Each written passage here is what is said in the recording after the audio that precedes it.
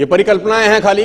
और मैं आज तो आपको बहुत ईमानदारी से और 12 साल के तजुर्बे का निचोड़ निकाल के बता सकता हूं कि इस दुनिया में असंभव नाम का कोई शब्द होता ही नहीं है।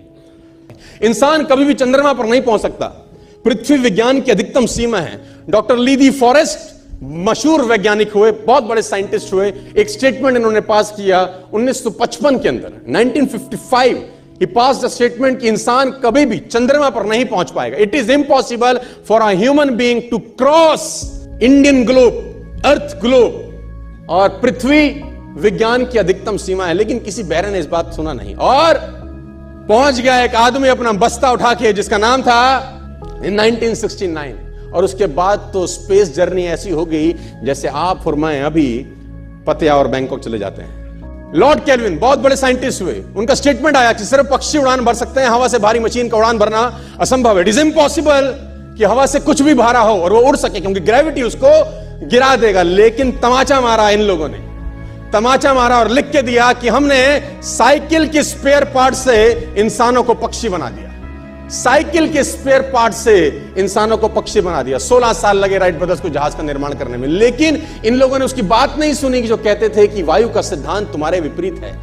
यह बात भंवरे को कही जाती थी कि भंवरा वायु के सिद्धांत के कारण कभी जीवन मोड़ नहीं सकता, क्योंकि उसके पंख उसके शरीर से हल्के रहते हैं। लेकिन भंवरा साला किसी स्कूल में गया नहीं आज तक। माई doctor told me I will never walk again. मेरे डॉक्टर ने मुझे कहा कि तुम कभी चल नहीं सकोगी। My doctor told me you will never walk again. My mother told me I would, and I believed my mother rather than doctor. Wilma Rudolph एक ऐसी एथलीट हुई जिनको पोलियो था। पोलियो था जिनको डॉक्टर ने कहा तू चल नहीं सकती, मां ने कहा तू चल सकती है। उसने कहा मैंने डॉक्टर की बात नहीं मानी, मैंने अपनी मां की बात मानी। 3 ओलंपिक गोल्ड मेडल जीती है लड़की, 3 ओलंपिक गोल्ड मेडल, जिसको डॉक्टर कह रहा है कि तू चल। लेकिन मां क्या बोलती है? मैं आपको उदाहरण देना चाहूंगा सर। बहुत छोटे थे अल्बर्ट आइंस्टीन, दुनिया के महान वैज्ञानिक में से एक हुए, मंद बुद्धि कहा जाता था। 8 साल के थे, घर पहुंचे, मां को चिट्ठी दिया। When he was 8 years old, came to his home, given letter to his mother.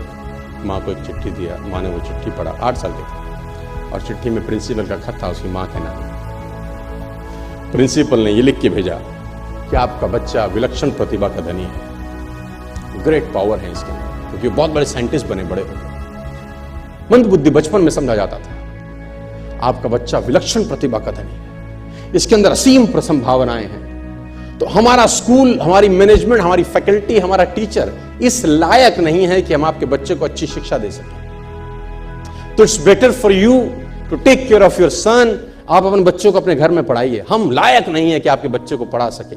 और उसकी मां ने पढ़ते पढ़ते आंखों में आंसू ले आई और उसने बच्चे को कहा कल से तू स्कूल नहीं जाएगा, मैं तेरी परवरिश घर पे करूंगी, क्योंकि तेरा टीचर तुझे इस लायक नहीं समझता। मतलब वो अपने आप को इस लायक नहीं समझते।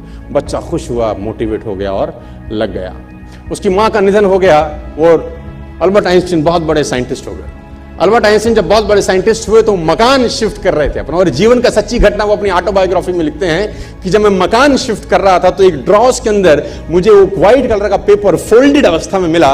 मुझे समझ नहीं था कि क्या है। मैंने उसको फोल्डिंग अवस्था से मिट्टी को हटा के जब खोला तो वो उस टीचर का लेटर था जो बहुत साल पहले टीचर ने मेरे हाथ में दिया था और मैंने अपनी मां के हाथ में रखा था। अब वो बड़ी उत्सुकता के साथ उस खत को पढ़ने लगे। जैसे उन्होंने खत पढ़ना शुरू किया और वो जार जार होकर रोए।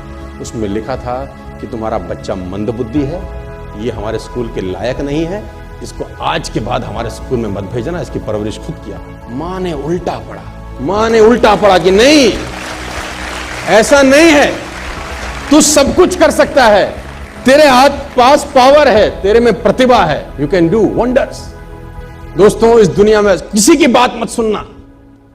नेवर एवर बिलीव एनीबॉडी कि जो तुमको बोले कि तू नहीं कर सकता, कान पे मारना, बोला साले तू नहीं कर सकता, हम करेंगे।